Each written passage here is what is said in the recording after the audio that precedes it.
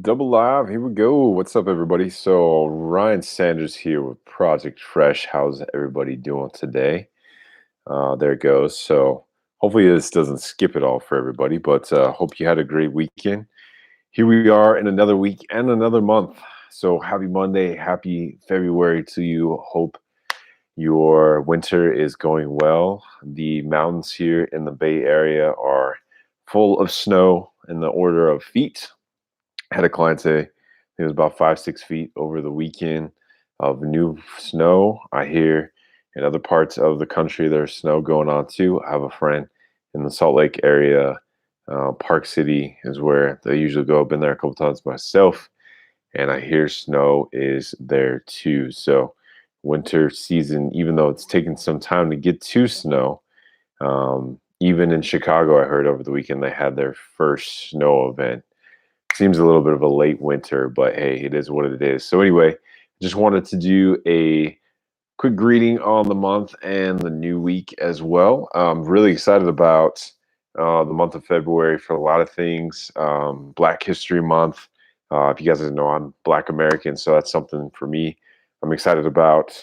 Always a good time to grow in awareness for self and others. It's opportunity for anybody and everybody to learn, those who are willing. Content wise, I'm not sure if I'll cover anything in it. I think so. I would like to do at least one live stream during the month. At the very least, acknowledge the fact that for myself, if I was in a time prior to now, and this would be something that if times were different, I would maybe not be able to do.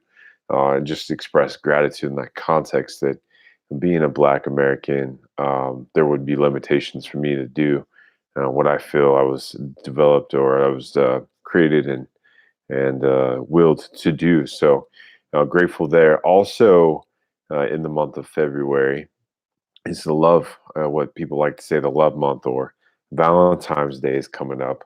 I'm going to be sharing with you guys a little personal journey I'm working on, my reference point for love, and probably a couple posts centered around that. And so, if you've been waiting for me to get there, I'll be doing kind of a little bit of a 15-minute study from the Word, going specifically to First Corinthians as far as relationships in general, and then I think I'll also get into uh, uh, relationships as far as intimacy relationships as well, in the context of what I've learned and some encouraging thoughts around kind of the marriage side or even dating, courting, and those things. So we'll be getting into that in February. Just some different things that been married for over 4 years now. Definitely hasn't been an easy ride. I can't speak as if I've been married for 14 or 34 or 44 perhaps, but I do feel for those who might be considering looking to get married or are in their process of maybe engagements or planning for the wedding, dropping some different encouraging thoughts and notes, open for discussion, obviously, but some different thoughts there, some different ideas. One idea that really helped me out when I was in that phase, space, and place was this idea of we're cultured, Disney movies and all these different things to find the one. And of course, we see it in adult scenarios, movies, books, and things like that too. Finding the one, falling in love, that magical aspect, and expectations that can come with that can be pretty rough. Expectations and effectively hoping that another person would fulfill all of our needs and desires, which is not possible. Um, that thought process and learning this idea of becoming the one, exploring fullness and self and mental, well, spiritual, mental, emotional, and physical, um, pursuing a self of becoming the one. And through that process, attractivity or attractiveness, if you will, I don't know if attractivity is necessarily a word, but attractiveness starts to take place in wherever you may be, so be it. But it's very difficult to think that there is one individual that was made out there for you when there's billions of us across the entire planet, all in different time zones of the world. I don't know if you've thought of that, but to even try to narrow it down to even a city to find someone who's the one for you in a city, It's like, well, if you're looking for the one, you're going to have a lot of people and a lot of different things that you're going to come across. So I don't necessarily believe in that specifically as far as finding the one. Now, that may not be romantic and you may want to unsubscribe and not hear from us anymore. But if you're willing to take on a different perspective and hear more about that, stay tuned. Um, Becoming the one was a thought process that really helped me out. And even into marriage, because it doesn't stop when you get married. You haven't checked the box and now it's on to other things. Like, no, you're just getting started when you get married. That's when the work begins. And yes, you might be on a honeymoon kind of feel, but trust me, as an older gentleman, he used to ask me and my wife all the time, has all of the honey dried up on the moon yet? Is all the honey gone on the moon yet? So anyway, that's kind of a funny joke. We just kind of chuckled at it, but soon found out what he was talking about. And a lot of people who've been married for multiple decades, I've heard their stories, their challenges, depression, anxiety, you name it, all those different things. Because you got two different people coming from two different backgrounds, from two different families of origins, from two different places, cultures, backgrounds, etc., coming together like this, living in each other's space. So there's bound to be some friction somewhere. Anyway, moving on. And the goal is to prepare you, to open up your mind, to encourage you, to spread some love, to let you know the world's not ending. It is still something to be excited about. Um, Thursday, if everything goes well, or excuse me, Wednesday, our next live stream, I'm going to be doing a pull up clinic. So I told some clients earlier today, I love to make my clients believers. So as long as the tech cooperates with me, which I believe it will, I will be doing a live stream on a pull up clinic. So I'll be showing you guys some steps leading up to, first and foremost, a proper warm up, a proper utilization of all the muscles that are incorporated with pulling up, and all of the kind of leading up pieces to pull ups, if you will. And so I'll be running that clinic. I might be in another room depending on schedule and how things play out. But stay tuned for that pull up clinic as well as a part of the month of February. So we've got a lot in store for this month. That pull up clinic is going to be a one of many series, hopefully, on standards of health that I'll be talking about, that I'm going to be encouraging our viewers to consider for themselves.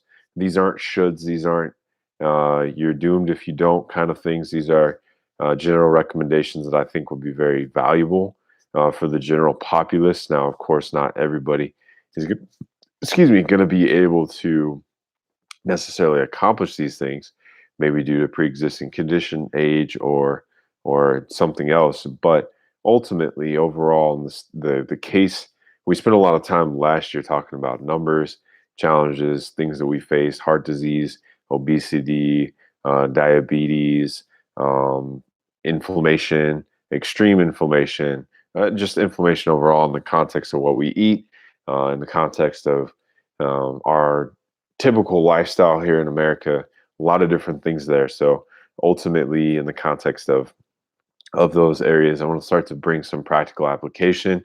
I want to start talking about standards of health and provide some insight that is non-judgmental, that is non-restrictive, that is not going to put you into a box. It's going to allow you to have some freedom, some flexibility, and better.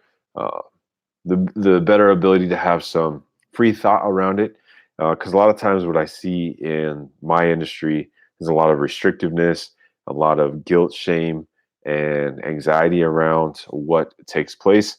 A lot of times, our body is the physiological manifestation of what's going on up here. Um, I myself could tell you, I could sit here and talk to you all day about what that looks like for myself. I've started to identify ways in which my body has manifested some of the things mentally, emotionally, spiritually that I've been challenged with.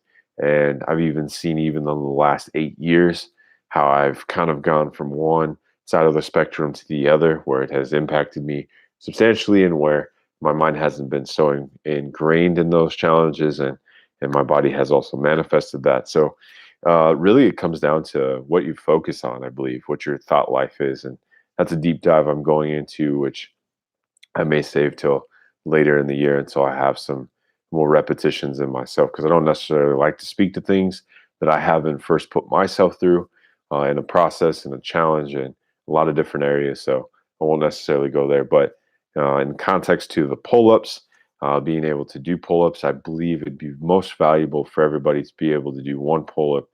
In the case that, let's say, you're on a ledge or you're in a tight spot, or you need, just for whatever reason, you need to pull yourself up. That is a very valuable tool. Being able to run or being able to move for a longer period of time.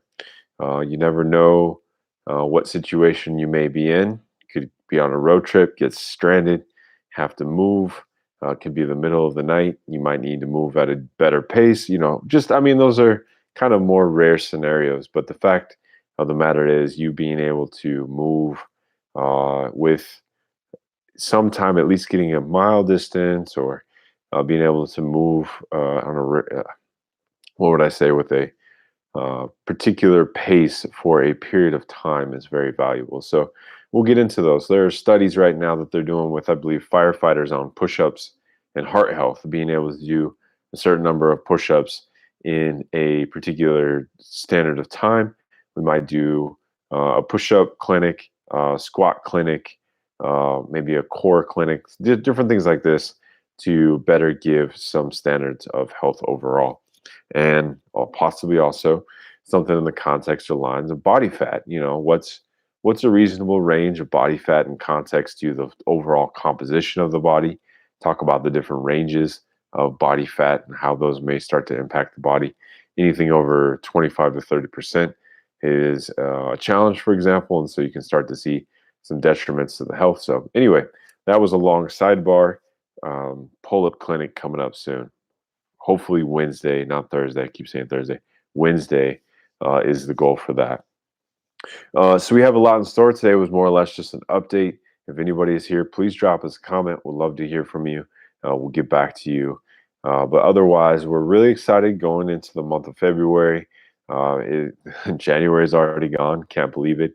I think we started this back at the end of September, moving into October. So we have effectively done at least 4 months of live streaming now, which is cool. When we started this, I had no idea how far we were going to go, how far we were going to get into this process of streaming live, and just glad that we did do it. It has provided some flow for me in the context of what we're getting into. For whatever reason, my mind is now focusing on my ands and ums and uhs. So I want to really work on my flow. I really want to work on my processes of thoughts and ideas and conveying to you guys what I do know and what I'm able to coach through confidently without any questions. There's some material that I need to work on more in other areas, but of course, that's a part of life. We can't be proficient at all things at all times. There are things that we're really going to be able to provide some great value. We need to spend those days and hours. I think they say 10,000 hours provides you a mastery level of any particular object, and 10,000 hours is a lot of time. I guess if I were to do a calculation of that, 10,000 divided by 24, that's 417 days. And if we divided it by an average of 30 days per month, that would be about 13, 14 months. So effectively a year and 2 months to attain a mastery level proficiency. And that's not over the course of 14 months straight. That's over the course of 14 months of actually doing the work. So you could be potentially looking at 2-3 years of mastery to flush out those 14 months, because we're not up all days of the week. So if you're doing 12 hours a day, multiply that number by 2, that's 28 months right there. So effectively 2 years and 4 months. There you go. Anyway, stay tuned, guys. As always, really appreciate you, and keep posted, or stay tuned, stay posted for future posts coming up. But we'll stay with the Wednesdays at 6:15 today. I had to go early. I got a client that's coming on right now, so I got to run. But we'll stay with the Mondays and Wednesdays at 6:15 p.m. to get you guys taken care of. Until next time, have an excellent day and week. And here we are, February.